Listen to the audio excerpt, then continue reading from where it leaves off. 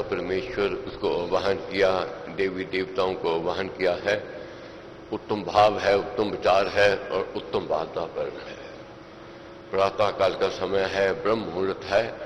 ऐसे उत्तम समय में अपने अपने मन की बात को कहना है, पलके बंद करके, गर्दन सीधी, शरीर ढीला, मन ही मन प्रार्थना। हे परमपिता परमेश्वर, परम पूजनीय श्री स्वामी जी महाराज, परम पूजनीय श्री पिताजी महाराज, आपसे कृपा प्राप्त करने के लिए, आपसे आशीर्वाद प्राप्त करने के लिए हम सब महाराज के दरबार में एकत्रित हुए हैं। आज संक्रांति है, चढ़ता महीना है, आषाढ़ महीने की पहली तारीख है। उत्तम भाव, उत्तम विचार है। चाहना है, प्रार्थना है प्रभु घर घर में सुख होवे, शांति होवे, समृद्धि होवे, खुशहाली होवे और प्रसन्नता होवे प्रभु। न धन की कमी आवे, न अन्न की कमी आवे।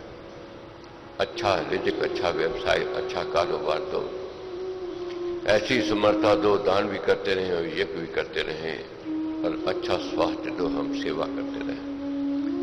हाथ जोड़ मांगो हरे, सेवा कृपा प्यार, मेरी नम्रता दान दे देना सब कुछ बार। दीन दासों द्वार का सेवा देकर दान, सेवा सदन बनाइए मुझको है भगवान। प्रभु आपकी कृपा से, महाराज के आशीर्वाद से और हमारे पुण्य कर्मों के फल से महान यज्ञ में सम्मिलित होने का अवसर प्राप्त हुआ है। श्री रामायण जी का पारायण चल रहा है। ऐसा महाराज का कहना है, जो प्राणी रामायण जी का पारायण करता है उसके भीतर से कायरता दूर हो जाती है, भय दूर हो जाता है, चिंता, व्याकुलता, उदासीनता, निराशा दूर हो जाती है, आशा की किरण जागृत हो जाती है, मनोबल बढ़ता है, उद्यम और साहस में वृद्धि होती है और अमंगल भागता है, मंगल आता है, शुभ चला जाता है, शुभ आ जाता है। हमारी भी चाहना है प्रभु, जो शास्त्रों में कहा है, जो महापुरुषों ने कहा है, जो इसका फल लिखा गया है, वह फल हम सबको प्राप्त हो गए। इस लायक नहीं है, अधिकारी नहीं है, ये भी जानते हैं, मगर राम नाम ने वे भी तारे, जो थे अधर्मी अधम हत्यारे, कपटी कुटिल कुकर्मी ने तर्क राम नाम ने। एक यही आशा है कि आपने अधर्मियों का भी उद्धार किया है, कुकर्मियों का भी उद्धार किया है। तो जो जो कामना, जो जो प्रार्थना, जो इच्छा, जो मनोरथ मेरे भाई बहन लेकर के आए हैं, सबकी प्रार्थना आपने प्रभु सुन लेनी है। जिद नहीं है, हठ नहीं है, विनय भाव है, निवेदन है, हमारी तो अर्जी है, आगे आपकी मर्जी है। इस बात की जिद भी है, हठ भी है कि हमारे हाथों से दान करवाओ, यज्ञ करवाओ और हमारे हाथों से सेवा करवाओ। सुखी, सम्मानित और स्वस्थ जीवन मिले। दीना बंधु दीना नाथ, नाथ मेरी तेरे।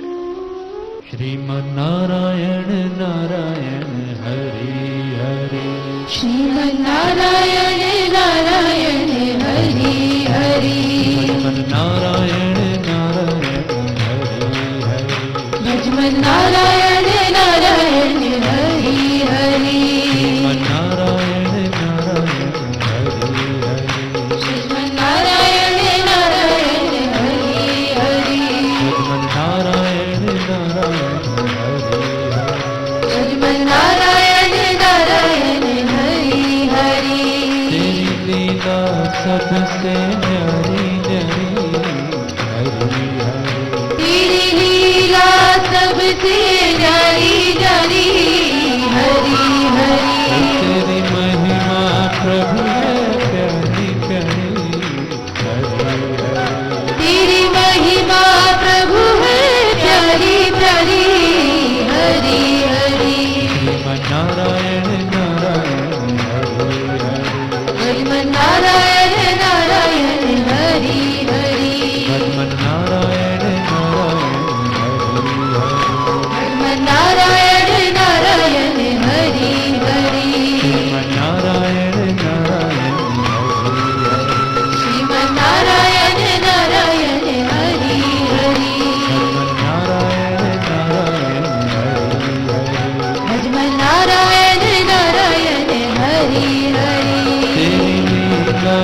सबसे न्यारी न्यारी हरि हरि। तेरी लीला सबसे न्यारी न्यारी हरि हरि। तेरी महिमा प्रभु है प्यारी प्यारी तेरी महिमा प्रभु है प्यारी प्यारी हरि हरि। 139 प्रश्न नंबर, अयोध्या कांड में 9वां सर्ग। राजा दशरथ की इच्छा थी कि युव राजपद राम जी को दिया जाए और अति शीघ्र राज तिलक करते हुए मंत्रिमंडल के सदस्यों की अनुमति हुई, पंचों ने अनुमति दी, देश विदेश में भेजे सचिव निमंत्रण देने के लिए ताकि राज तिलक पर आवे।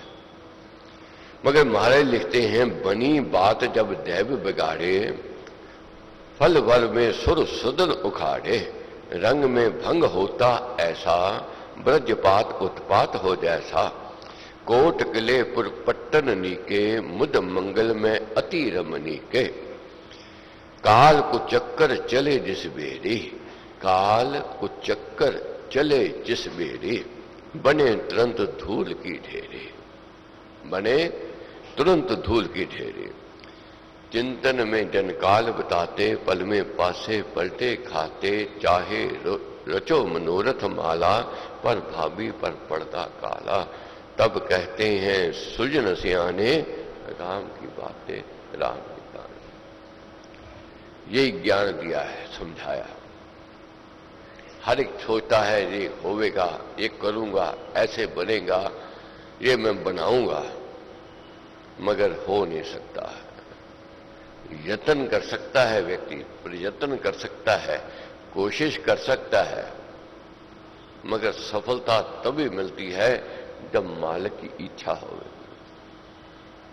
अब मालिक की इच्छा कुछ और थी, क्योंकि वन में भेजना था राम जी को। राम जी वन नहीं जाते तो बन नहीं पाते। सीता का हरण ना होता तो रावण का मरण नहीं होता।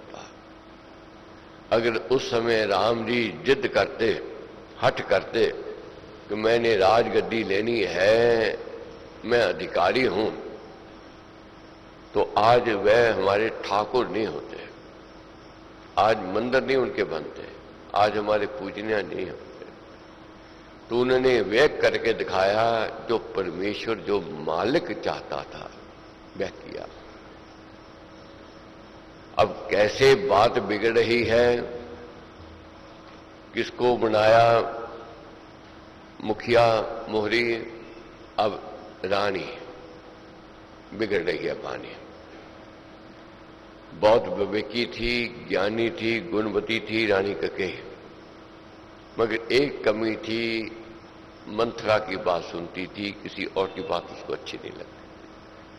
मंथरा ने ऐसा उकसाया, ऐसा जहर उसके अंदर फैला दिया, उसके अंदर जो विवेक था, जो ज्ञान था, जो अपने कुल और वंश की रीति नीति थी, सब बिगाड़ दिए, सब खत्म कर दिए।